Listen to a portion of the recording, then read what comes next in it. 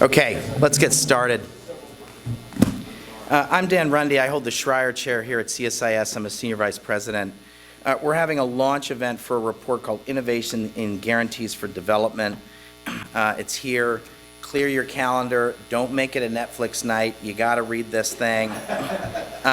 This has got to be, I really want to thank Ramina Bandura and Sundar Ramanajan.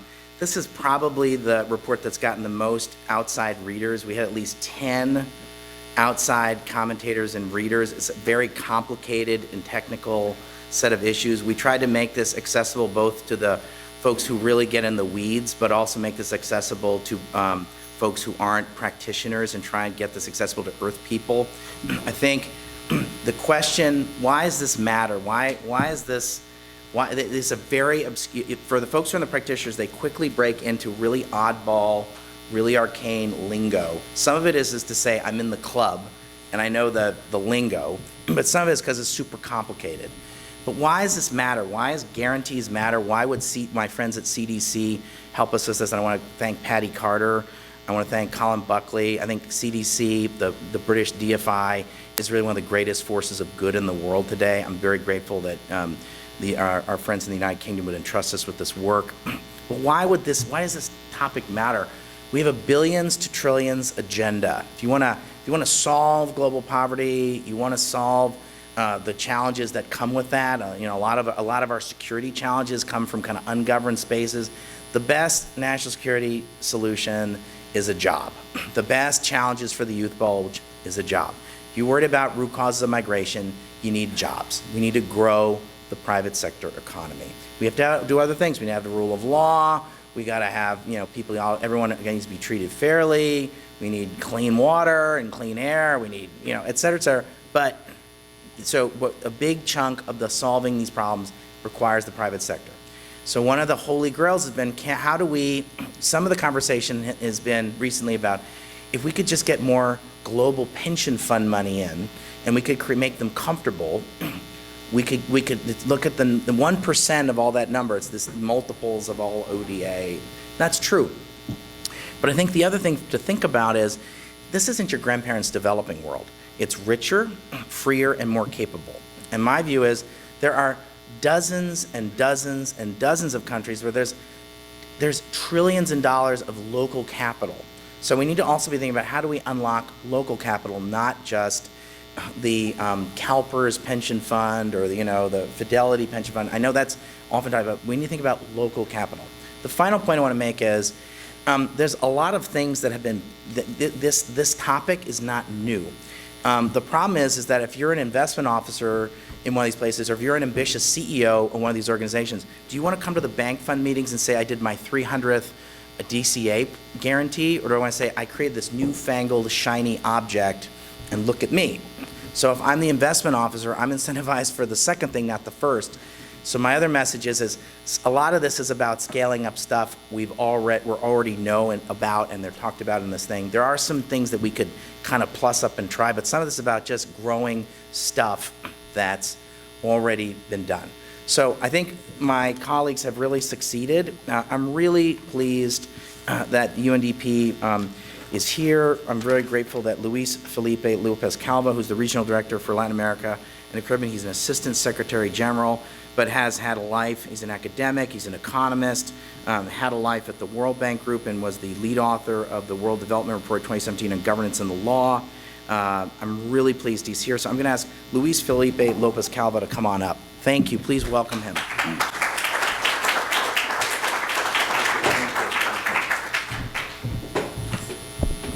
I think, good morning, everybody. Thank you very much, Dan, for the introduction. I think you have established the main themes already. And I wanted to also thank the CSIS for the invitation. For UNDP, this is an agenda that is growing in importance. So it is very important for us to be in these conversations. And also, I wish to really congratulate the team that produced this very, very important report, and it will be a reference for all of us who work in this area. The findings and recommendations emanating from this report provide an important insights on how the international development finance community can help unlock the challenges of financing for the Sustainable Development Goals that, as you know, are the political document that legitimize the work we do as a UN system on the development side. And this is particularly important for fragile and conflict-impacted countries.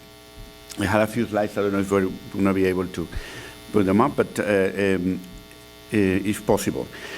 So allow me to make a few points about the Sustainable Development Goals. We have argued that for decades, the world has been trying to move from an equilibrium based on ideology, we say, to an equilibrium based on ideals. And the SDGs, in a way, are the political, give the political legitimacy to everybody in every context in the world to pursue certain social goals precisely because all 193 countries have signed this document.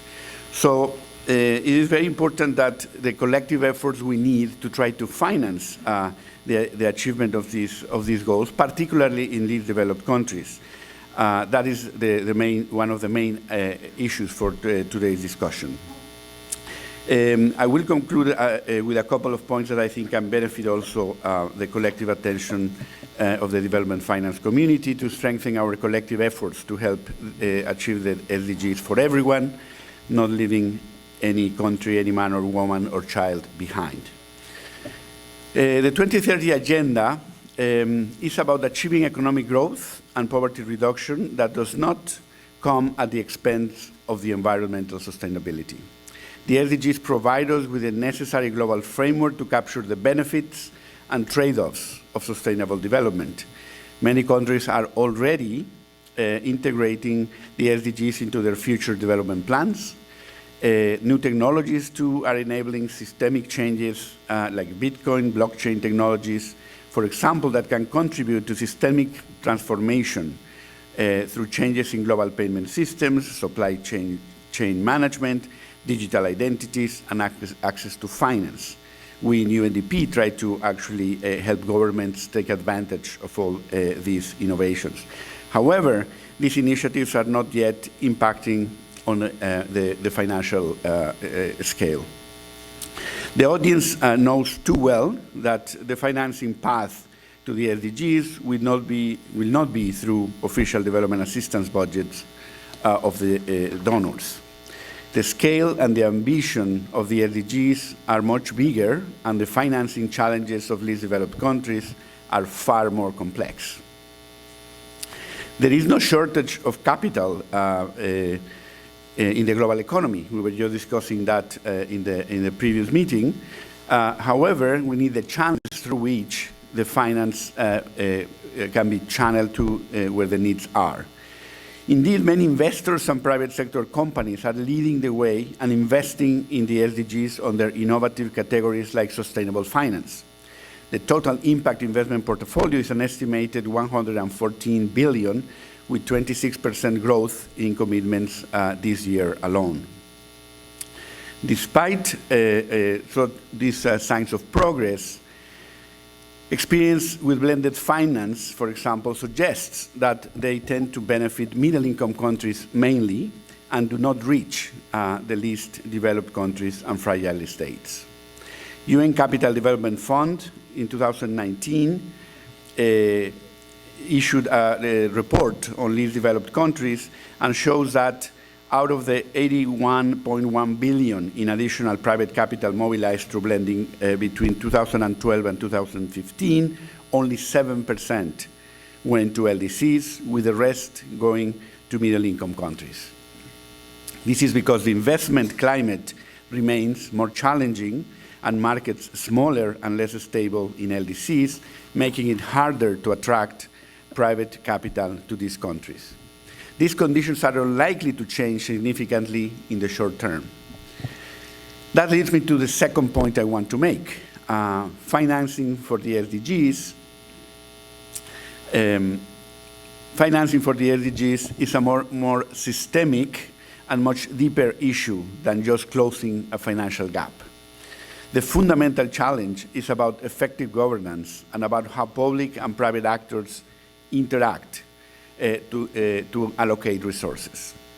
This is why across a range of development settings, including fragile conflict settings, UNDP is supporting governments not only to mobilize capital, but to make use of their public government capital more efficiently to crowd in the necessary private investments. The level of de-risking that is needed in this context is much higher, and the scale of the guarantees may be actually, in some cases, disproportionate. For many years, UNDP has been assisting countries to link their national development priorities with their budgets. With the SDG challenge, we have updated the game. Now we are helping over 35 countries in implementing development finance assessments to help them overcome the narrow focus on public resources and to open the financing dialogue to a broader range of stakeholders across government, the private sector, and financial institutions, development partners, and other non-state stakeholders. We also work to help countries mobilize their domestic resources towards the SDGs. Since 2015, we have collaborated with the OECD on Tax Inspectors Without Borders initiative in 36 countries, resulting in 470 million increase in tax collection in developing countries. UNDP allocates more than 60% of its institutional resources to LDCs. More importantly, we support 45 LDCs to implement over 200 projects valued at $851 million that leverage the resources of the Green Climate Fund, the Global Environment Fund, the Adaptation Fund, and other cost-shared funds. In other words, we are in the business of bringing financing for some of the key SDG targets to some of the most challenging contexts. We are also house of the UN Capital Development Fund, with whom we share the strategic mission of bringing financing to local, subnational levels, including through UNCDF's innovative platform for investment in least developed countries. Some of our joint projects with UNCDF include subnational infrastructure investment in Lao PDR, where we leveraged GEF financing for local administrations to carry out small-scale rural infrastructure and disaster preparedness investments, or the Pacific Islands, the Pacific Financial Inclusion Program, which brings affordable financial services to the last-mile beneficiaries and increase the number of low-income customers who use financial services. Or in Ethiopia, where we created a mechanism, again with GEF project, to co-invest in early-stage innovators for clean energy producers.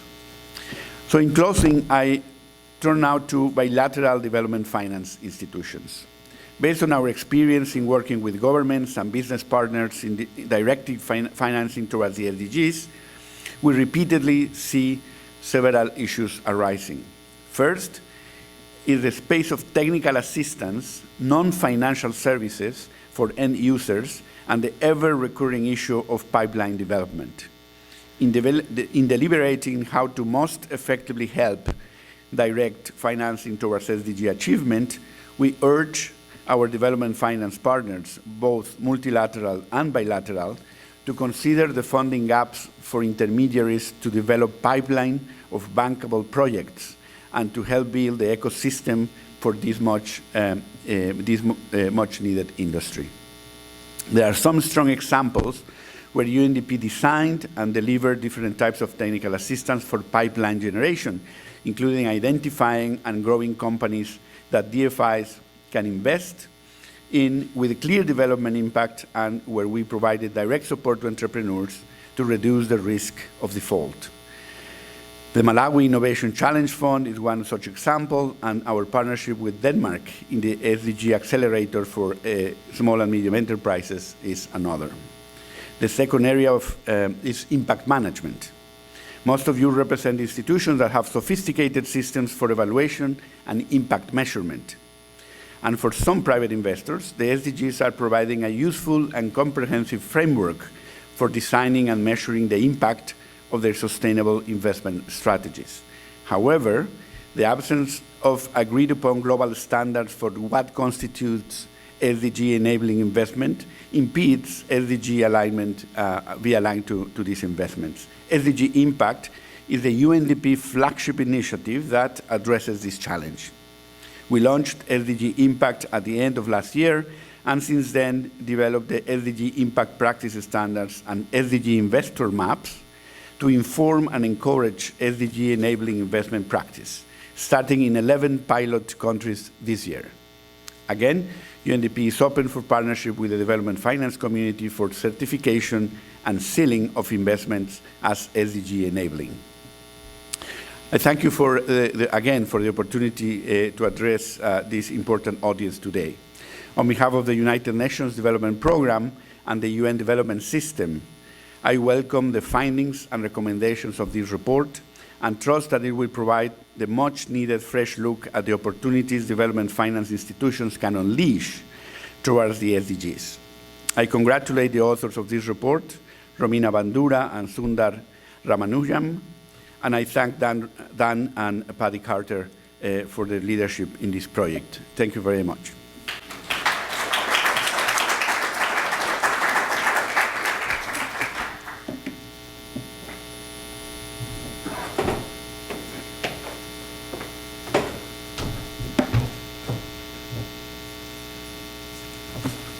Good morning. Thank you, Assistant Secretary General Lopez Calva, and thank you all for joining us this morning. My name is Sundar Ramanujam, and I'm a research associate at the Project on Prosperity and Development here at CSIS. Again, we want to thank the CDC Group and Paddy Carter for their generous support and partnership on this research. Before we transition to what seems to be a promising discussion among our panel of experts, I wanted to take a few moments and walk us through the report and share some of the highlights. So we started this project because there is an increased push among donor countries to help mobilize private investments into developing countries. We recognize that instruments such as guarantees could do more in this regard but are underutilized. Most of the work that is being done has been done on increasing the use of guarantees for development, focused on multilateral development banks, MDBs, and targeted upper middle income countries. We focus our research on bilateral institutions such as aid agencies and DFIs, and saw that they can play a key role and be more innovative in the use of guarantees vis-a-vis MDBs. We argue that this is so because bilaterals enjoy a higher risk appetite. They also have a simplified governance structure and are relatively smaller in size, giving them more flexibility to respond to an evolving development landscape.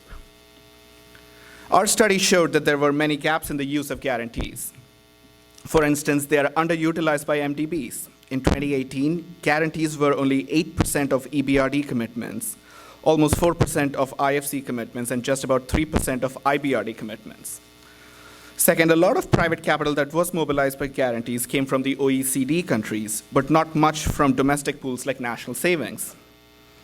Guarantees largely targeted energy and financial services, while critical sectors like infrastructure and social sector like health and education were left underrepresented. Finally, guarantees have also mobilized a lot of capital in middle-income countries, but not so much in low-income and lower middle-income countries. And there are challenges that explain why that is the case. Many of these countries do not always have the right macro fundamentals or political institutions in place. They lack access to finance and pose higher risk to returns on investments. Lastly, they also lack a pipeline of bankable projects that could appeal to investors. To carry out our research on this topic, we undertook a qualitative approach that involved 2 roundtables, over a dozen expert interviews, and significant desk research, which resulted in this final report. So let's take a moment to understand what guarantees are. Simply put, they are a legal agreement between a lender and a borrower that ensures that in the event of a non-payment, the guarantor pays part or the entire amount due on a loan or any other financial obligation. While promising, guarantees cannot be treated as a silver bullet for all our development finance challenges. In the right context, guarantees improve the financing conditions for the borrower, give them longer tenors for borrowing and better rates. Project developers can also use guarantees to transfer the risk of non-payment and facilitate project implementation and completion. Guarantees can mobilize more private capital per dollar invested, rather than direct lending or equity investments. And lastly, guarantees can help strengthen domestic bond markets and can be used to back municipal and corporate bonds that are being issued. At the same time, guarantees are limited in what they can achieve. They cannot be a quick and easy fix for weak and legal political environments. We will still need countries to invest significantly in a robust judicial system, independent central banks, and transparent legal and tax codes. Guarantees are also more difficult to structure compared to their development finance counterparts, like grants and loans, making the latter more preferable for borrowers. Guarantees can also not solve problems posed by poorly structured projects. If a highway project is constructed in a low-traffic region that yields low toll revenue, a guarantee cannot be used to change the lack of market demand and turn it into a profit-making venture. Lastly, guarantees can also create a moral hazard in certain situations. They can wrongly incentivize borrowers to take on excessive risks. They can also wrongly incentivize lenders to shirk the responsibility of doing due diligence on a deal. Let me quickly walk us through the 5 recommendations before transitioning. So having mapped out the gaps and challenges, our report makes 5 recommendations for innovations in the guarantee space. First, we recommend that specialized guarantee providers like private monoline insurers, who were the largest guarantors of municipal debt up until 2008, can be supported by DFIs to help countries develop local capital markets and scale up their investment significantly. Second, bilaterals can use guarantees to back securitization and other structured finance products that allows lenders to recycle their capital more quickly. While slightly more expensive, there are 2 distinct applications for risk sharing that we highlight. First, DFIs can back securitizations in developing countries by directly issuing guarantees. And second, DFIs can help create a separate structured investment vehicle to finance development. For a third recommendation, we turn to a more theoretical idea derived from 2 papers, one by Basu and the other by Collier et al. This idea posits that DFI should use guarantees to help coordinate investments in frontier markets, to develop investment clusters around critical sectors and support pioneering firms. Fourth, we recommend that sovereign governments issue guarantees against early stage risks and help create a pipeline of bankable projects. Here, DFIs and MDBs can support these national project development funds, not by directly issuing guarantees themselves, but by complementing the sovereign government's efforts through advisory services and technical assistance. Finally, in order to increase the scale and development impact of guarantees, MDBs and DFIs could collaborate in challenging contexts. In our report, we do recognize some of the work that is already being done in this regard, including several high-level initiatives to exchange best practices, the ongoing support of specialized guarantee providers, and the development of the external investment plan by the European Union and the policy-based guarantees by the World Bank. Those are some of our key highlights. I do thank you for being a patient audience, and I hope you enjoy unpacking the details in our report. Copies of it are available online. We will now transition to our panel discussion. May I ask Ambassador John Simon and the panelists to join us upstairs.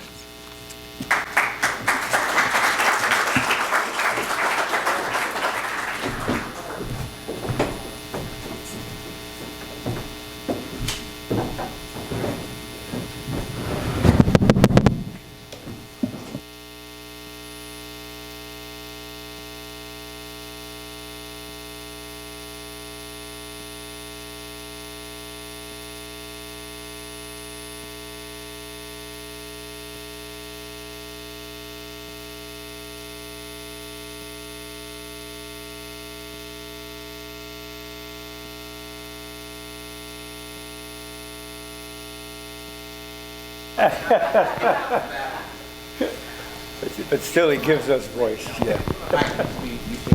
Is it working now? Hello? Yes. All right. Great. Thank you, Sundar. And thank you and Romina for this really great report. I really appreciate Luis's comments to open All right. I really appreciate Luis's comments to open up. We have a great report, a very great opening speaker, and now, as you'll see, a really fantastic panel. I have all their qualifications right here, but rather than have me waste time going through them, which is take about another 15, 20 minutes, we'll let them just speak and show you for themselves. Why don't we start at the far right end, Patty, with you. Obviously, CDC backed this work. Hopefully you got what you were looking for. Can you start out why you were so interested in understanding what the potential and potential pitfalls were for guarantees? Yeah, so I mean, I think we're all going to be familiar with the need to increase the quantity of investment in the countries where we are operating. And for our shareholder, DFID, that's not just about how CDC spends its capital, it's also about generating knowledge and learning. So this is part of that effort. And if you'd allow me, I also want to start by adding my thanks to the team that wrote this report, because we gave them a really tough brief, which is to come up with some new ideas. And I used to be in the report writing business, not the report commissioning business, and I would have struggled with that one. I think they've done an amazing job, so thank you very much. I want to move on to talking about something which struck me when we were listening to the round tables that were part of this report, when we were talking to the market participants where these ideas came from. The most striking thing to me was that everybody was getting most excited about the prospect of, it wasn't about getting dollars into developing countries, it was about local financial market development. And even then, it wasn't about getting money from one place into this deal, it was about increasing the capacity for markets to understand price and take risk. It was about learning by doing. It was about ultimately generating the ability of local economies to create and execute investment opportunities. And that is absolutely in line with how CDC thinks about mobilization. Because if you're not careful, you can sort of get the impression that the point of all this mobilization agenda is to take a certain amount of projects that exist and just try and wedge private money into them. That's not the point. The point is to increase the amount of stuff that's getting done. And at CDC, that means that we will sometimes use financial instruments to kind of unlock investments that are close to being feasible but aren't quite there. But it's also equally important to us to partner with corporations and strategic investors to create investment opportunities. And one of the recommendations in this report to work with creating local intermediaries that can do this is exactly in line with how CDC is thinking about these things. And, you know, one of the other points that Sundar made is that guarantees seem to be underutilized relative to the other tools that are out there. What do you see in this report that gives the possibility of utilizing guarantees more effectively going forward?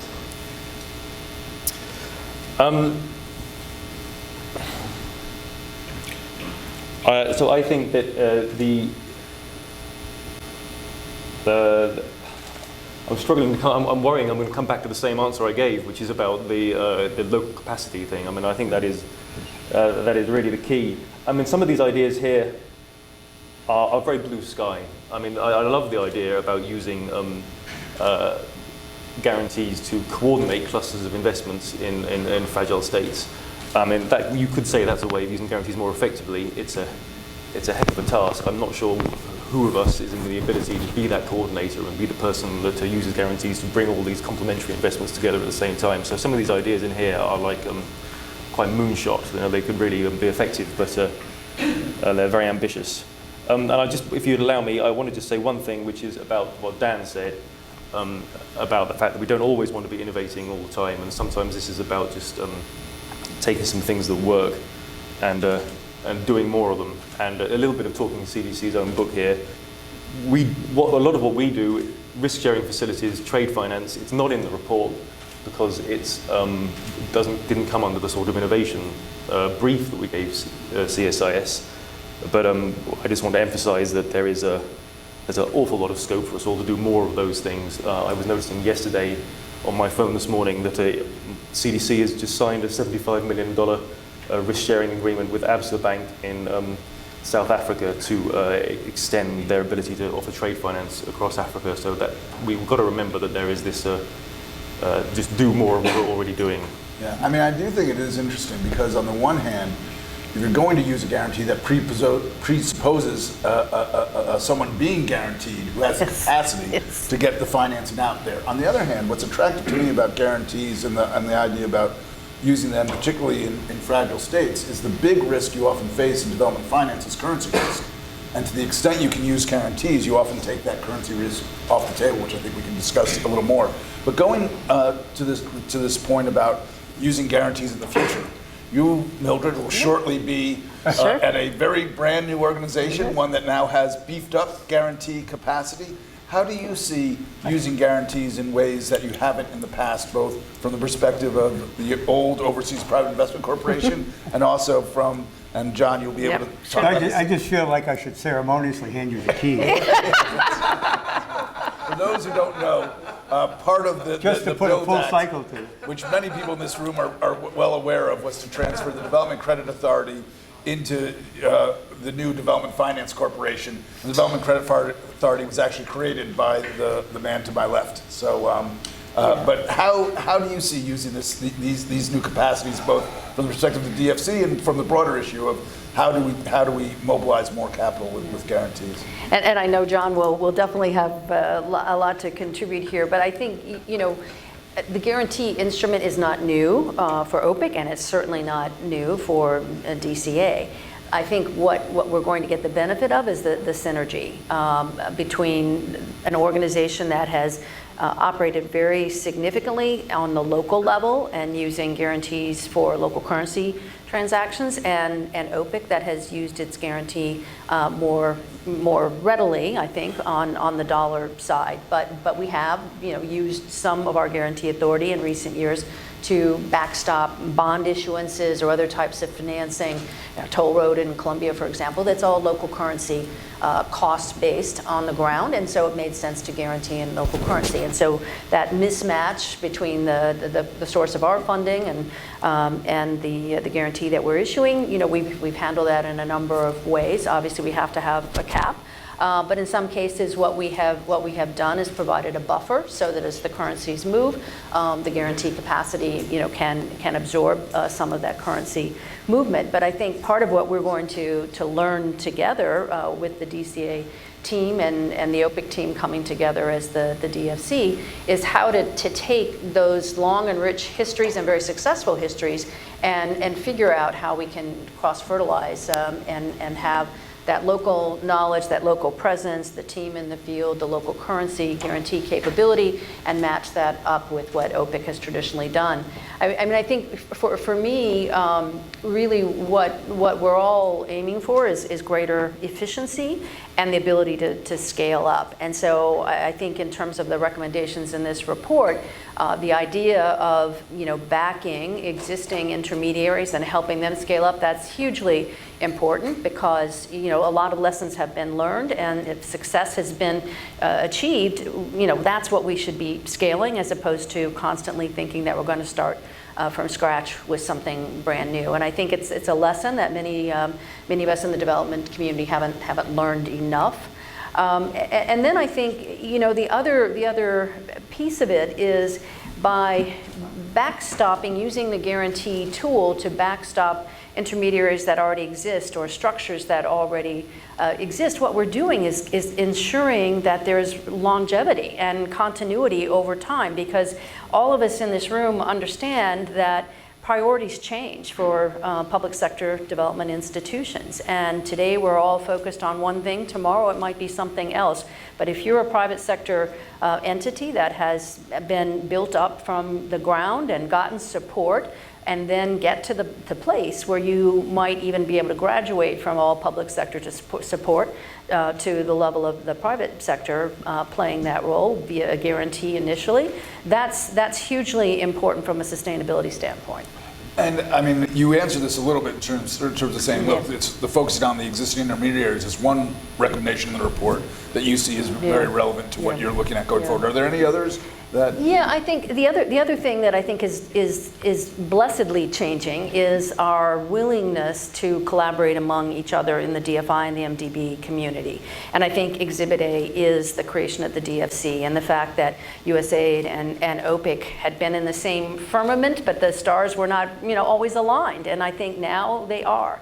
And so that's a huge step forward. But even beyond what the DFC is going to be doing internally, the idea that the new DFC is as a full-fledged U.S. development finance institution, and with the Canadians and FinDev have joined up with the European development finance institutions to create the DFI Alliance. And we are talking to each other and working with each other in ways that were totally unknown a decade ago. We were a go-it-alone institution, and I think because of the imperative that's out there and the SDGs and everything else, we understand that we cannot do it all alone, and that's not how we're going to scale. So I think the idea that we can work together is hugely important, and that's not just on the origination side, but that's very important, as we were hearing people say, in terms of pipeline development, but even on the back end, once we're all invested in these transactions, to make sure that our monitoring is more efficient, to make sure that the client experience is actually streamlined and works as well as it can, so that we all know what we've achieved from an impact standpoint. Well, that's a great segue to Joan. I mean, you run an organization that's built around trying to bring different parties together around development finance transactions. What do you see as a role in guarantees in terms of making that happen? And do you see them as a force multiplier relative to other instruments in terms of being able to unite a lot of these disparate parties around a particular transaction or a particular initiative? Yeah, well, first of all, is this microphone on? Yeah. Okay, so first of all, since we're the smallest institution on the stage, Convergence is the global network for blended finance. So we provide data, intelligence, and deal flow specifically around transactions that have concessional capital, whether it be from an official source or from a philanthropic source, mixed in with private sector capital for the explicit purpose of drawing more money into the SDGs. So that's what we're about. So we, coming to the question of force multipliers, yes, of all of the blended finance structures that we see, the one that's most successful in mobilizing capital at scale is frankly the guarantee product. Let's remind ourselves first that a guarantee only exists if there is something to be guaranteed. So by definition, you are guaranteeing some private sector capital flow. So unlike any other pure developmental intervention, you've just basically announced that you're in the business of pulling private sector money into a problem. If you look at the stats, the OECD put out a report that showed that something like 40% of all the private sector or commercial capital mobilized in blended finance transactions was mobilized in transactions that had a guarantee in them. And that's something like $63.5 billion. Our data at Convergence shows that structures that have guarantees in them have been by far larger on average than under other blended finance transactions. So about a third of structures that have a guarantee in them are over $250 million in size, as opposed to the average blended finance transaction, which is something like $65 million in size. So any way you look at it, guarantees are very powerful in terms of dollars motivated to come to the table. So yeah, definitely a force multiplier. And on the other side of that, how concerned are you as sort of an industry-wide group about the other issue that was raised in the report of moral hazard? That is, if you have a lot of these public sector entities taking on a fair bit of risk, are we going to get worse results as people do projects that aren't appropriately evaluated? Well, again, we operate in a very small slice of the universe called blended finance, and there the entire conversation is about off-ramps. But to have an off-ramp, you have to have a road. So if you don't have a highway, you have no exits. So the point of a guarantee program ought to be to introduce those who think the risk of something is very high to the transaction for the purpose, hopefully, of demonstrating that, guess what, you overestimated the risk. So done well, when you do a partial guarantee, hopefully transaction number 2 in the series, just to be simplistic for a moment, has instead of a 50% guarantee, a 40% guarantee, so forth and so on. What you are betting on as a development actor providing a guarantee is that everybody else in the deal got it wrong. They're overestimating risk because that kind of transaction has not been seen before, or that place has not been invested in before. And by providing that guarantee, you're taking that bet and hopefully showing the commercial parties in the transaction, you know, the guarantee. These guarantees are not being called, folks. Let's remember that. By and large, guarantees do not get called in any significant number, unless anybody No, wants to you're correct me. absolutely No. correct. You're absolutely correct. So where perceived risk is higher than real risk, guarantees are really useful. As a development actor, you put your risk appetite on the table, and you say, I'll take that bet, and the private sector parties, whoever they are, do their deal, hopefully never turn around and open up the guarantee document, and hopefully deal number 2 and 3 and 4, you see that off ramp, but you've created the road. And actually, John, you've been doing this probably for longer than any of us on this stage. You helped create the whole Unfortunate. product with the Development Credit It's fair to Authority. say that you're older than he is. And look where it got me. But I mean, I think the data Joan's talking about is actually something that certainly has been the experience of the Development Credit Authority. Can you talk a little bit about what the history has been with guarantees and why they have had this very low call rate, this very low loss rate? I mean, there are some things I'll tell you and some things I'll keep secret. We have ways of making you talk, John. Well, you know, a lot of times, and I'll say this up front, an institution does not want to call on the guarantee for a lot of reasons. So my suspicion is that some of the defaults are a little higher than we say they are. And in fact, in some institutions, the best thing that's happened to them is to get that guarantee agreement. Whether they disperse, whether they collect on it is another issue. But that said, we know that utilization of these things have been pretty high.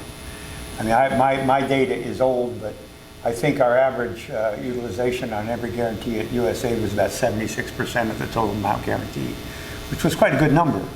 It took a while to get on that ramp up. Two things I want to say, and I'll get to answering that question. One is, I wish the guarantee community had the same sort of institution that the blended finance community has in Convergence.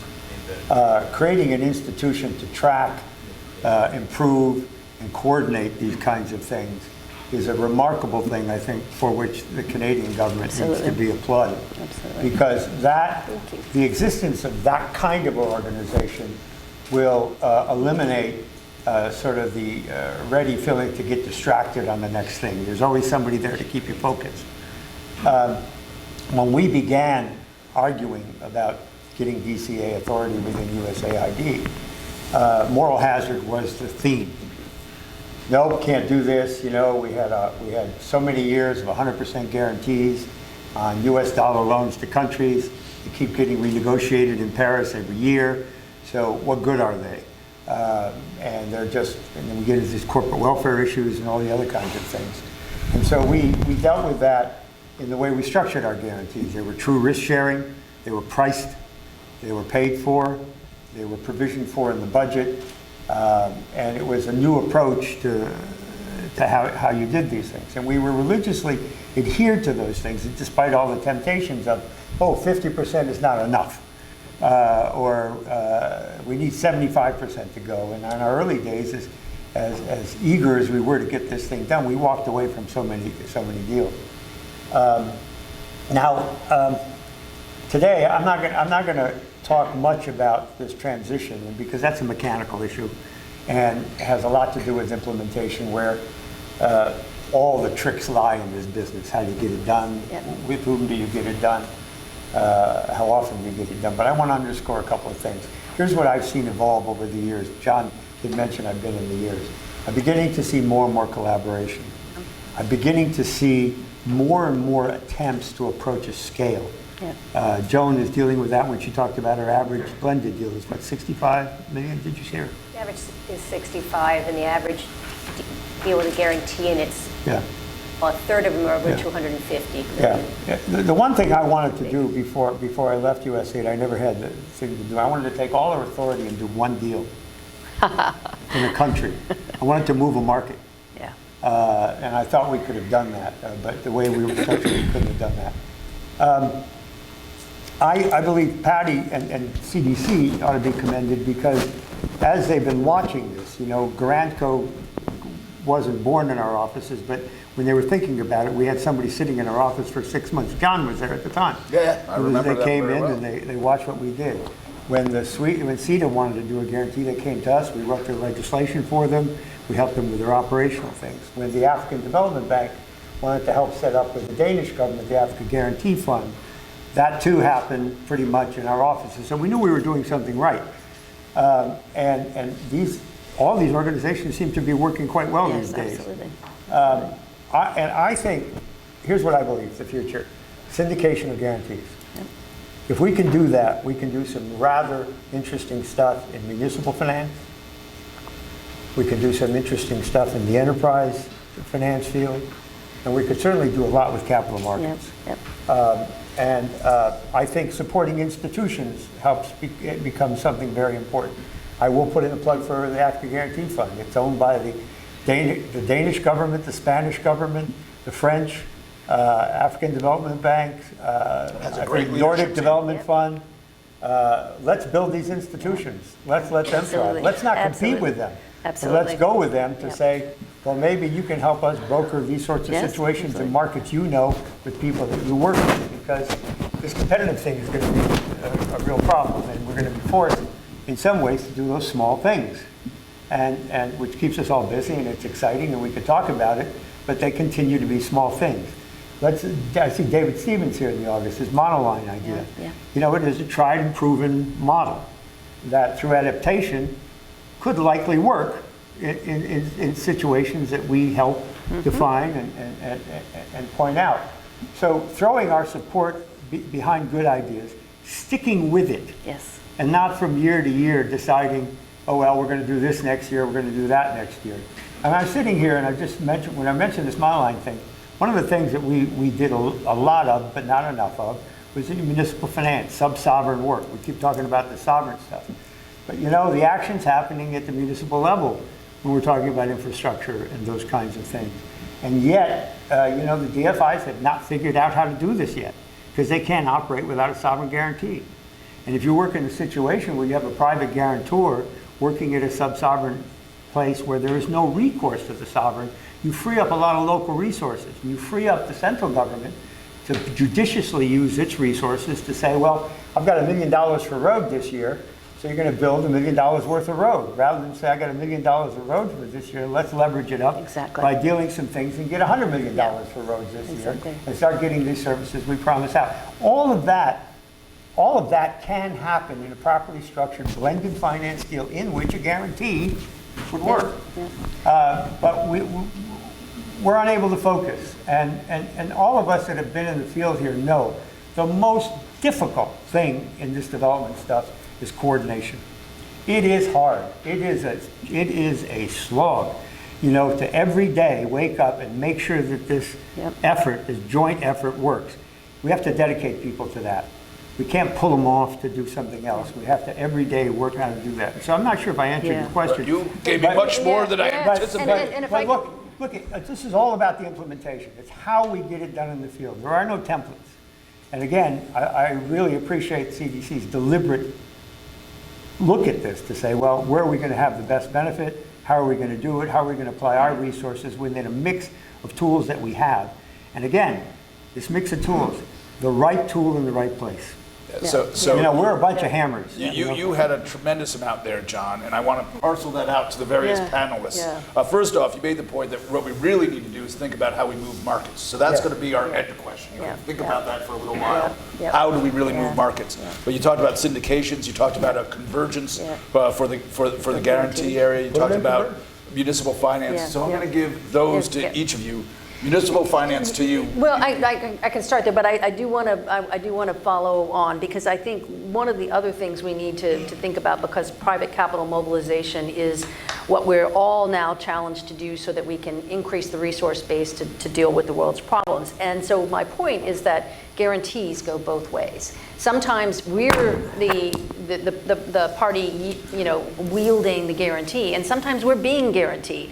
And so I think the MCPP partnership that the IFC did, what OPIC did with Liberty Mutual Insurance, where we're creating the platform so that we are doing what we do best, which is going out and finding individual transactions, but then every piece along the way, every transaction we do, a piece of that is guaranteed or insured, credit insurance, however you want to structure it, by the private sector. And that's a huge model in terms of streamlining and efficiency. And as you say, waking up every day and knowing that the next step will happen because we've made it very simple. So I think part of what has to happen for us to have staying power is simplification.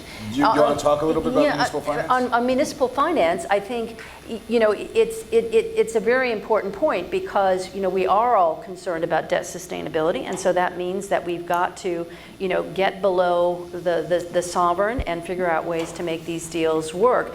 I think intrinsically we know that if there is a revenue model for the infrastructure that's being built, there ought to be a way to finance it. But that risk is going to be huge because the sub-sovereign is unlikely to have the same kind of credit rating. So I think that is more the perception versus the reality point of view, where and we're the kinds of institutions that ought to be best placed to just jump into the pool, because if the fundamentals make sense, and maybe there has to be some blending there in order to make those fundamentals make sense, there's no reason why we shouldn't be able and willing to take that risk as long as there's a private sector revenue model that ought to work. And I'd make two other points on this. I mean, one, when we think about our own infrastructure in this country, it was heavily built by the development and municipal finance market. Yeah. But the other point is when you see what's happening on the governance side in many developing countries, there's a real push for devolution. Yes. And yes. devolution has been something of a mixed bag.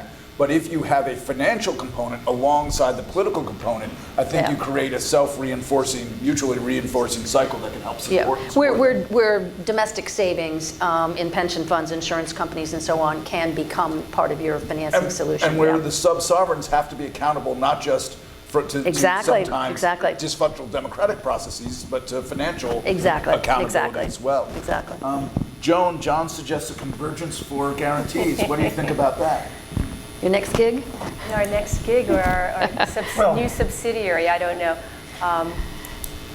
I do think that what you're hearing from all the panelists is an attention span problem. The flavor of the day pattern. All of us who've been in development institutions know the new guys come in and suddenly you're not in the ag business, you're in the municipal business, you're not in the guarantee business, you're in the... So we've all lived that cycle. So the benefit of having an independent actor recording the experience, feeding it back to the field, pointing out the patterns, and holding people not accountable. We can't, at Convergence, as a small shop, hold people accountable, but tell them what they're doing in plain English. I think there is a lot of value in that. We have already been, to the extent that we ever advocate, which we are careful about doing, we do advocate for more of a light to be shown on this one product because we think it's underutilized given the patterns of the problems we're seeing. So I do think it needs more of a spotlight. I do think it needs more of a constant attention span. And you're onto something at CDC by shining a light on this. So I don't know whether it's our new gig, but it ought to be somebody's permanent gig. And I would also like to put a plug in for doubling down on existing things. So anybody who's got money to deploy out there who really loves this idea, just write a check to, to Africa Guarantee Facility or somebody. Go find somebody that is working and do more of it. It is a simple entry process rather than creating something new and fancy. Well, I think that's a very good point, John, you made, that the children of this process have actually prospered quite well. And we now have to think about how we move them from where they are to the billions to trillions, the sort of order of magnitude increase. But it is somewhat gratifying to see that there are a number of these facilities out there that, like you say, are sort of on their own and doing well. Do you want to, I mean, since one of those was Grantco, do you Yeah. want to talk a little bit about CDC's experience in terms of creating one of these baby bells, so to speak? And, Well, unfortunately, I don't think the CDC can take credit for that. I think there's a bit of an irony here that I've ended up paying for a report that looks like a fundraising drive from my friends down the road at Pidge. We don't need the money I'm going to have to ask for a quid pro quo. I'd like to talk about this idea of market creation. And I think that we're pretty much into the backlash against billions to trillions. And I think that's a bit of a straw man, really. I mean, some of us might have let the blood rush to our head on occasion, but really none of us ever pretended that we were going to get the trillions by leveraging off our own balance sheets. But if that was ever going to happen, it was going to happen through market creation and through doing things which got balls rolling and made a bunch of other people do a bunch of other stuff.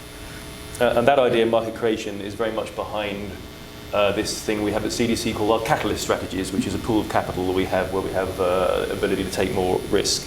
And it sounds like I'm, again, plugging CDC stuff, but there's a great example of market creation using guarantees in our Catalyst portfolio, and that is a business called MedAxis. And MedAxis is a wholly owned subsidiary of CDC, and what it does is it goes out and it finds opportunity to manufacture let's say, a low-cost medical device. It works with the businesses, helping them do that, and it says, if you can make it at this price, we will make sure that this much gets bought. And once we've done that, once we've established that you can make this product for that price and these people will buy it, we walk away. So it's not about trying to kind of directly get money in, it's about getting things rolling and then we can step back. well, MedAxis brings up a good point, because we usually think of guarantees as financial sector guarantees. This is actually Something else. a market guarantee. It's a guarantee for sales as opposed to a guarantee for markets. And I ask everyone on the panel, should we be thinking more broadly about guarantees? Yes, the largest blended finance deal that ever happened was the Gavi Alliance. The advanced market absolutely. guarantees, Yep. the promise that if you produce these vaccines, we will buy X units. That is a risk reduction exercise. That is taking the bottom out of a market, just placing a floor level on the size of a market so that people can go do something that's not terribly profitable and otherwise has a huge downside risk. So yeah, I think we need to expand our mind as to what we're talking about. We're talking about guarantees. We're also talking about political risk insurance, by the way. Yeah. I mean, there's a whole bunch of stuff that maybe doesn't have the label, but which falls into the category of buying risk off a deal. Yeah. And I think, the Gavi example is excellent, Joan, because what it shows is there's a role for guarantees both in commercial transactions and in non-commercial transactions. And there's no shame in that. I mean, I think, if your objective is, very clear and it's a humanitarian or a health objective, this is an appropriate tool for that as well. But I think, some of the confusion about that may create some challenges for people thinking about the risk. And we have done loan guarantees where we absolutely know that we are going to pay claims, and that is a part of the business model. And we've modeled what percentage is going to be paid out in claims, and that's perfectly fine, because the other 80% or 90% that we're going to achieve that is going to be successful is definitely worth that. So you may not get commercial investors to come along in that unless you've got a huge first loss layer, but it's still a very valid use of the guarantee for a development institution. I might add, you're not going to get DFIs coming in either unless there's a successful first loss here. But when I heard IS say, could you come up and take our first loss? And I said, take away all your risk? Is what you'd like us to do? You want us to give you grant money, not come in with a guarantee. So, which leads me to another subject. Which is that? Well, It's the benefit. I think I believe that all these good ideas are good ideas simply because the DFIs have embraced them so energetically. And they have, in some ways, sort of robbed all of us of the experience to find out what would happen if we were going to directly engage with private capital. The Canadians, God love them, have written large checks to Asian Development Bank, African Development Bank, IFC, and others because they have a need to get their money out for blended finance. Can I access it as a private investor? Maybe I can go and join one of their facilities and have them lead the investment. But can I come in where I want my name on my investment, I want my control over my investment, speak to pension funds particularly, who have, a great obligation to their trustees, both here and abroad. I believe somehow or another, we have to figure out how to yet again move DFIs towards a situation in which the private capital they want to engage and want to mobilize is there at the beginning of the process. It's axiomatic that people support what they help create, rather than creating these things and going out and trying to sell them. I have this great idea. It's true about a guarantee. Dan told me he was going around the world saying, oh, I have a great idea. I want to get a guarantee. Can I, Mr. USA Mission Director, get $50,000 of your budget so I can post a guarantee? You're selling. You're not developing situations in which everybody could come in with what they might be able to come in with the kind of comforts that you could provide them through a blended structure, through a guarantee, or something else. So I don't know how we do this or if we're ever going to be able to do it, but it seems to me that it's worth a try. And I'm not sure if we've done that yet. So we have two DFIs on the stage. Any reactions to John's thought? Mildred? Well, I think, it's this age-old question about whether, as at least quasi-government institutions, because not all the DFIs are 100% government-owned, are you going to pick favorites, pick winners, right? And I think this has been the big debate. But once we've determined that the only way to achieve our development goals is to do it in concert with the private sector, inevitably you get to your question. And I think we do have to be bold and brave about it. And, yes, there has to be an open and transparent process for it. But at the end of the day, if we don't incentivize private capital in some of these areas where the risk is just deemed too great, we won't make the changes that way. I have a point I'd make on this, then I'd like Patty, you to comment. Then I'm looking out at the audience. We have a whole bunch of people who've been referenced in our discussion, so I want to see if we can give them an opportunity to opine as well. But I do think we are at an interesting inflection point where the world I live in, the impact investing world, offers that type of capital that, when I was at OPIC was much more scarce. Yeah. Because the more financial corporate capital, they were much less willing to sort of co-create these types of vehicles than, of course, my peers and my colleagues. Yes, basically that's what. And that's why equity is so important, right? Yes. Equity and grants, the most flexible capital that exists. And as you say, Joan, you can't guarantee something that doesn't exist yet. And in many parts of the markets that we're in the lower income countries, you're going to start relatively small, except for the odd, power plant or water treatment plant or something. And so that's where equity and grant capital and TA are so critical.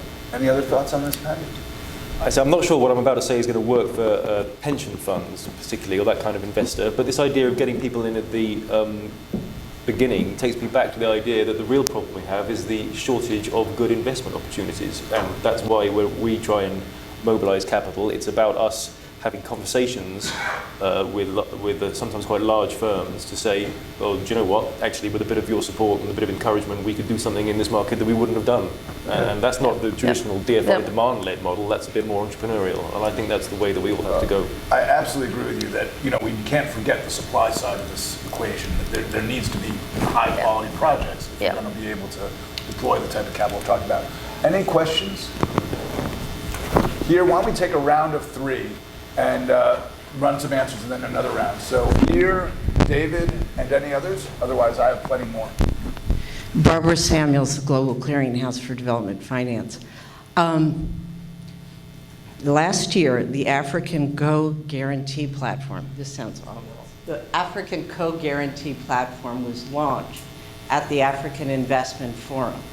The 5 participants, the African Development Bank, ISIC, part of the Islamic Development Bank, Gorenco, Afra-XM Bank, have all done through 2018 gross, because they leverage a lot through the private sector, over $8 billion of guarantees and insurance, of which $5 billion is long-term. Now, to John's point, to what degree is that coordination or individually sourced? It's very much individually sourced. But right now I'm working on the business plan. It's going to be discussed at the upcoming African Investment Forum, November 11th in Johannesburg. But this is terrific what you guys are doing, and we just need to do it. As John said, my hero as ever, that we really need to coordinate and push and be brave and bold. And a lot of the issues, like the monolines, is David here? Yeah, he's right there. Oh my God. I mean, look at, what was it, 11 years? How many $1 million did you put into that? It must break your heart to hear this. What? I've been doing it for 15 years. Yeah. I've raised over $1 billion, and I don't have money. That's right. So, I mean, here we have the issue. What is wrong with us? We have had champions with actionable vehicles to do this stuff, and yet we didn't get it done. Meanwhile, we have Nigeria InfraCredit. There's going to be, with the support of the PIDGE and with Cardano, one in Egypt, Pakistan, there's another ones. But those are, Nigeria InfraCredit only got 2 deals done so far. We're not getting to scale. So, you know, we really need the championship of everybody here to really break through and make it simple, your point, sub-sovereign, climate actions. We can do a lot of that through project finance structures, project preparation facilities, how we really integrate that, because so often we can't do a deal because it really needs a lot of help. And I should mention here that the African Union is very much behind this.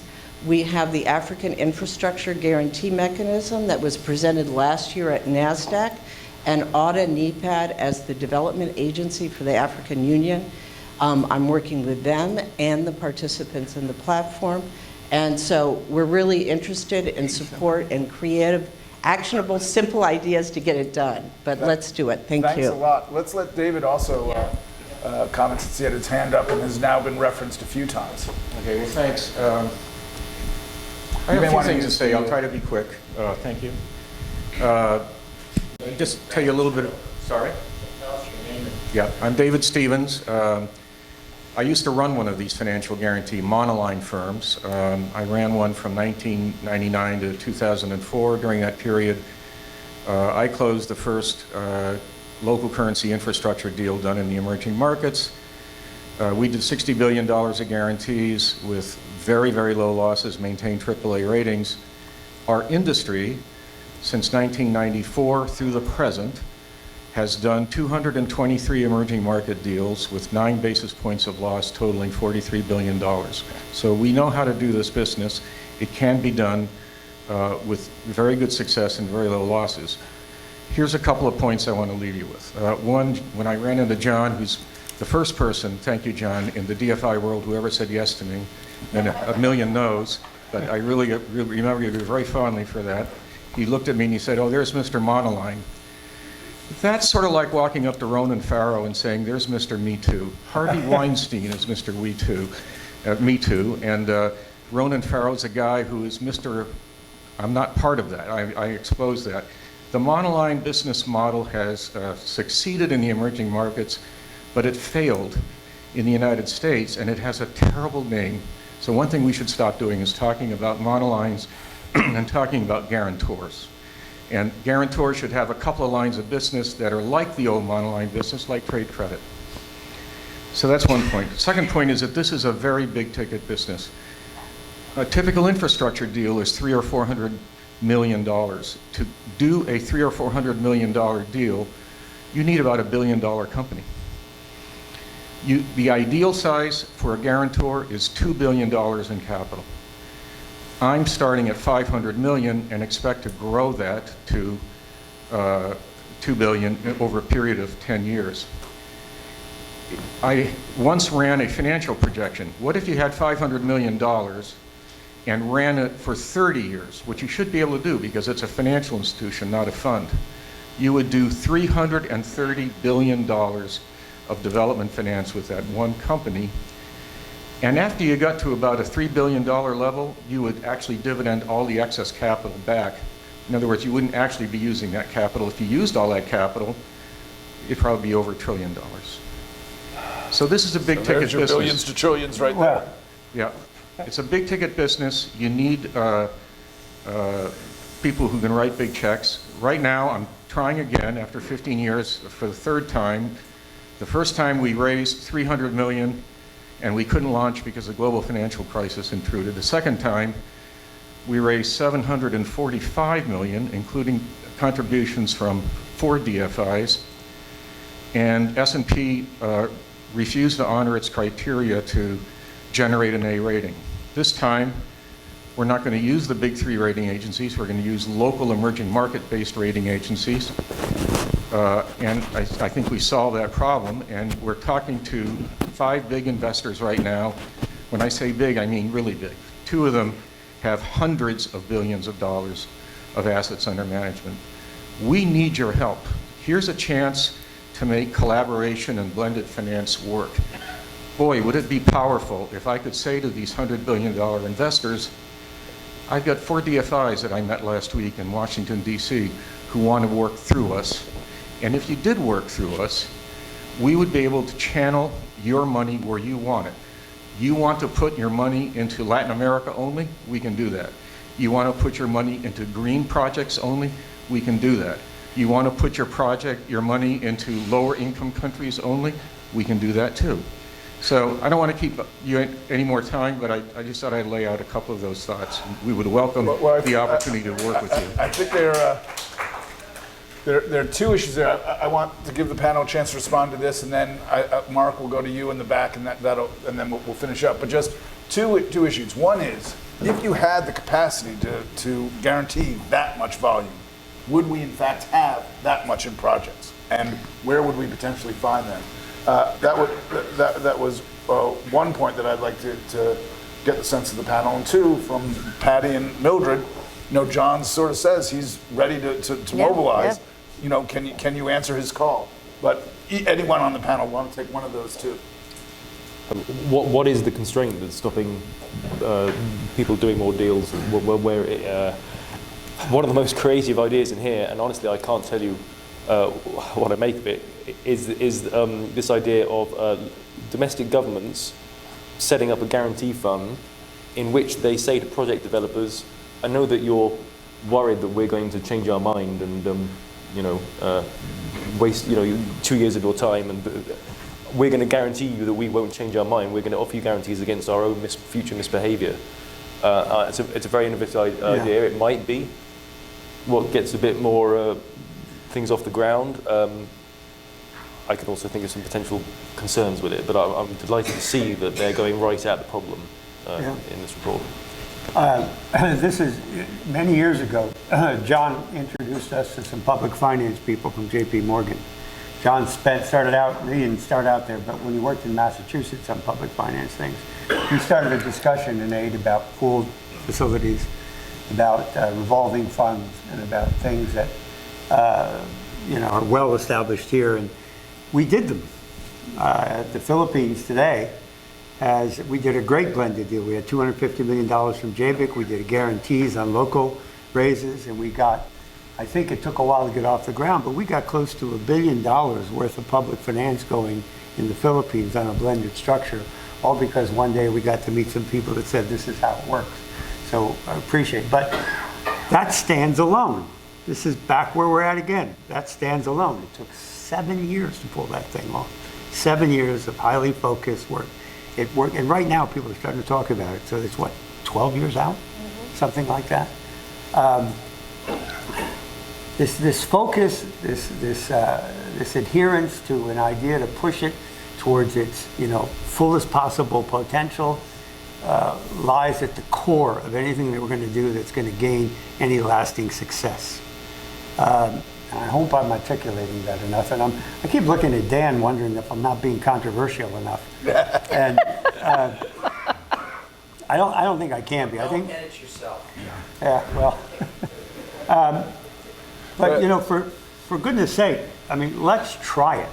I mean, let's try. Let's take a look at our portfolios today, pick from them the things that work, and let's shop it out. There are projects. But I do think that's one issue we didn't talk too much about, which we could go another hour on, so we're not going to delve too deeply into it now. Paper. But this issue of implementation issues and the transaction costs that's everything these things require. And I do think that's where a convergence for guarantees could be very helpful in terms of figuring out how to streamline the legal and the regulatory processes to get to turn that 7 years into 18 months or 2 years. And I guess just one more thing to add to the equation that, we heard our UNDP friends talking about how these guarantees are going disproportionately to the upper middle income countries. David's model is going to require a lot of that infrastructure to be in those upper middle income countries. So the question is whether, all of us as institutions are headed one way and the market still has big gaps to fill in another direction. So, I mean, it's a challenge we're going to have to address. Although I would argue in a world where we're facing a lot of global challenges, green infrastructure in upper middle income countries is not a net negative, and potentially, if you can use these tools to do that, you free up more of your tools to focus on the places where greater market capacity building needs to happen. Just I have to make one quick comment, though. Of that $43 billion that I described, a very small proportion of that was in investment trade countries. Admittedly, none of it was in Mali. But there were a lot of deals done in countries like Guatemala, Kazakhstan, Egypt. This product has, the financial guarantee product we developed has application in lower income countries. We need development bank assistance to help broaden that in those countries. Absolutely. Mark, then whoever's behind you, and then the back. Say who you are, if you... Mark Stuckert, formerly OPIC, and I was one of the founders of the financial guarantee industry in the United States, MBIA and AMBAC. Good to see old colleagues. Most recently, the last 2 years in the Commerce Department, China has come with a totally different model. China, there was an article in the past week in the Wall Street Journal, American Enterprise Institute, they've done $2 trillion in Africa in the past 20 years. The numbers that we have here are just so minuscule. The new model that China has, it's a brilliant model. They're going after the sovereign credit with guarantees. Sinosure, which is their government-owned political and credit risk insurer, is now, by some accounts, the largest insurance company in the world.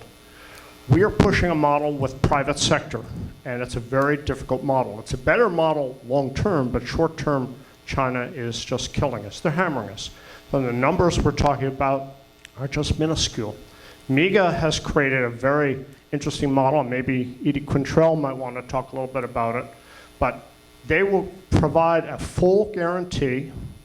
They copied my product, the non-owning sovereign guarantee, very successfully. And then they feed it out to the reinsurance world. What we haven't talked about is the private sector political risk insurers. Lloyd's of London, last time I looked, had 27 individual separate syndicates writing financial guarantees via political risk insurance. That needs to be tapped. But the whole idea here is to get some numbers on the board. When I was looking at Africa, China has now developed 16 separate financing vehicles just for Africa. They're just running circles around us. They're 5 steps ahead in a chess game. So how do we come up with something that's going to work? Sinohydro's done 75 hydro projects in Africa, all with sovereign guarantees. That alone, that one Chinese state-owned enterprise, has done perhaps 5 times as much as our entire Power Africa program. Here, why don't we take these 3 and then we'll all comment. Hi, Shirin Jamshidi. I'm an investment officer with DCA, soon to be DFC. So it's great to hear your thoughts around building the capacity, local capacity. You all talked about it, that it's important. Would be great to hear how you go about building that. And the big component for that where I see is a challenge is actually DFI's patience with that. They do the first round of guarantee and they hope for the best. They don't want to come for the second or the third round. And as Dan mentioned earlier, it's because it's no longer shiny. So how do you go about building the patience within the DFI community so that they would want to come to the table, maybe think about creating a more, lessening the percentage that's covered or other ways, but they still come to the table to help the local capacity to be built. So that's And then in the far back? Okay. My name is Samuel Ukpata. I was at OPIC with Mildred and other guys for 11 years, and I just recently left and joined a small firm who's trying to be very creative and innovative in terms of bringing guarantees that we're talking about to cover the private investors as well as to fund infrastructure projects. But the key thing that we're running into, and which I basically observed throughout my time at OPIC, it's timing in terms of from application to any of the DFIs, whether it's a guarantee or a project financing, to closing and disbursements, all right? These things can take forever. Usually and typically, the opportunity would have been lost, right? So how do you plan to, in terms of developing all these innovative, creative financial instruments, how do you plan to execute it so that the projects are started and completed on time and to achieve the benefits that the projects are targeted to? So there are three big themes here. I see, John, you're rearing at the bit, so I'll get to you in a second. But one is China, one is local capacity building, and one is managing the timing. So I'll ask each of you to respond. You can pick any one of those, but also please discuss the point I mentioned before, which is what is the one thing we could do to really move markets, which I think is related to a lot of this. But John? You know, while I was listening to you, Mark, all it kept going in my mind is local currency, local currency, local currency, mobilizing the wealth in the countries we're working with. That just kept going there on my mind. We are not going to compete with China. We are not going to be able to pile on more sovereign guarantees at incredibly high levels, which in the end, are going to cripple those governments. Those obligations are going to keep them away from a lot of other possibilities that come along. I'm sorry, I'm over leveraged. I'm into the Chinese. How are we going to compete with that? I'll tell you how we compete with that. And again, it's going to be a slow and steady battle. We are going to, I think, take a developmental point of view and put the future of these countries in their own hands, little by little by little. And I think that if we figure out, we find avenues for investment, ways to risk share at the local level, to mobilize that $50 billion in Kenyan pension funds and other things in their own countries with their own resources, and to free them up from the kinds of things they had from years from World Bank financing and things like that. You go to Paris once a year, what happens there? All this stuff gets renegotiated, the can gets kicked down the road. So let's focus locally. Let's try to, and say, it's not enough money, but let's get it working. Let's show that it can work. Let's show that money can be made. Let's try and make opportunities available locally so capital flight doesn't happen like it has in the past. And let's unburden these governments from these obligations and their earnestness and eagerness to get all this stuff done today. Sure, I'm going to take the Chinese money. Sure, I'm going to do that. Let's see how this works out over time.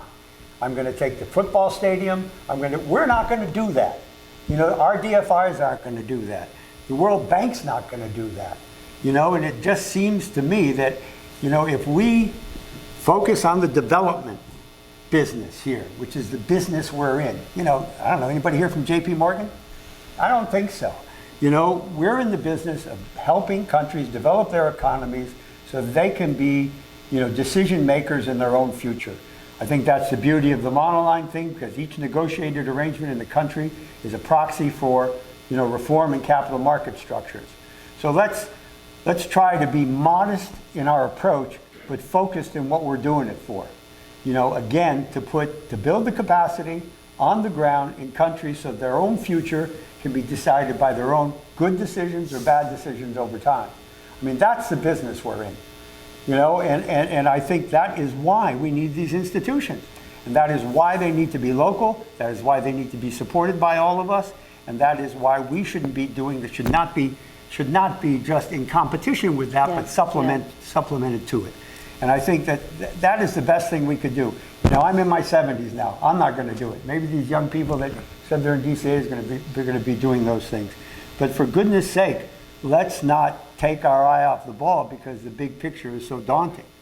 Agreed, Yeah. 100%. Yeah, Mildred? yeah. Maybe I'll address the question about how do we stick with it, rounds 2 and 3, because I do think it's a very important issue. And I will say that I think one of the challenges, and it's one that we've self-created in many ways, is this concept of additionality. And we convince ourselves that coming back for round 2 or round 3 is not additional. I mean, maybe the fault is that we're not making the case well enough for why it is additional, but it is a stumbling block. Many projects have died on the altar of additionality. Yeah. And we have to get over it, because you don't achieve scale with a one-shot approach. It takes multiple rounds, and as you say, we've got to iterate as we go. We got to continue to do market soundings to make sure that there now aren't other players that could take our role.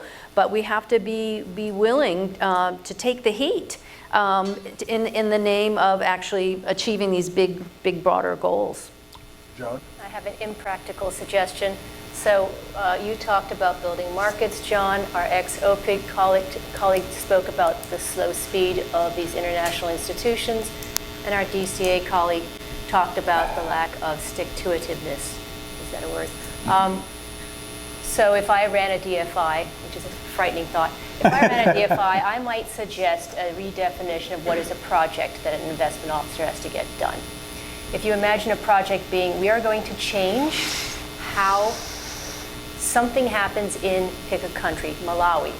We're going to make a systemic change, back to your point.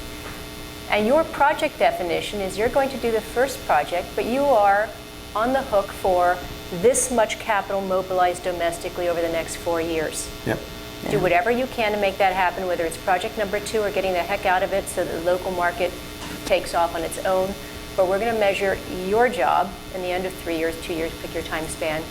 And that's the metric we're going to look at. That's the yardstick we're going to use. The project definition is Malawi's capital market grew by X%, or there were at least 5 syndications in local market and local currency in this time frame, as opposed to you wrote checks for $100 million and you have that on your deal sheet. Right. So I think that's great. impractical because That's I don't great. run a DFI, That's great. but that's sort of where we need to go. Patty, you do. You're in a DFI. You don't run it. Comms right there. So I'm not going to be able to give you a good answer on the timing thing. I'm not close enough to the operations side. I certainly hear our fund managers talk about the fact that, our people who work with fund managers, that you need to stay in there, to the third fund, because your additionality is not just catalyzing that first fund. It's making sure that this thing gets up and it's running and it's self-sustaining and it's ready to go. And if you pull out too early, you have not done that.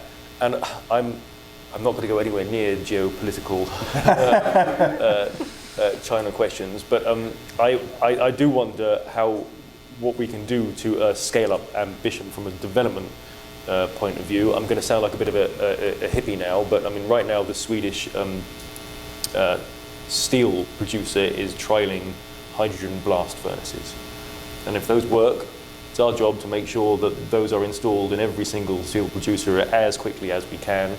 And that's not going to be demand-led. That's going to be us having to go out there and knocking on doors and saying, we want to get these into your business, and that's just one technology. There's going to be tons. We need the DFIs to be capable of taking commercialization risk and all sorts of things, and I don't know whether we're ready to do that. So I think that there are lots of more ambitious things we could be thinking of from a development perspective. Can I just add one thing to, I think, Joan's really thoughtful comment, because we live in 2 worlds in the development community. Some of us are in the development world to solve problems. Some of us got into the development world to do deals. And in between, there's a sweet spot. And I think, Joan is helping us think about what that is. That is, it's still, the tool is still working project by project, but having an objective and a goal that is still practical. It's not pie in the sky, it's achievable, and you do it by a series of projects, and you give yourself permission to be a little more creative. Yeah, I think what I'm taking from here is if we really want to hit markets, we can't just operate on one lever. We have to bring a number of these levers together. Yes, we need the transactions and we need those deals, but we also need the market building and the local financial market building and deal development side of the equation to come together. And we need the coordination and the organizational infrastructure that allows that to happen instead of focusing on just these stovepipes. Or dollar volumes. I'm trying to bring this to an end, John, because we're 5 minutes over, but last word. Well, just the right tool to the problem. Yes. You know, and just, And sometimes it's more than one tool. exactly. So we could obviously keep going for another hour or so, but I think Years. I see people, Matt, at the door trying to kick us out or something. So thank you to this panel. I think they all deserve a very big round of applause. Thank you.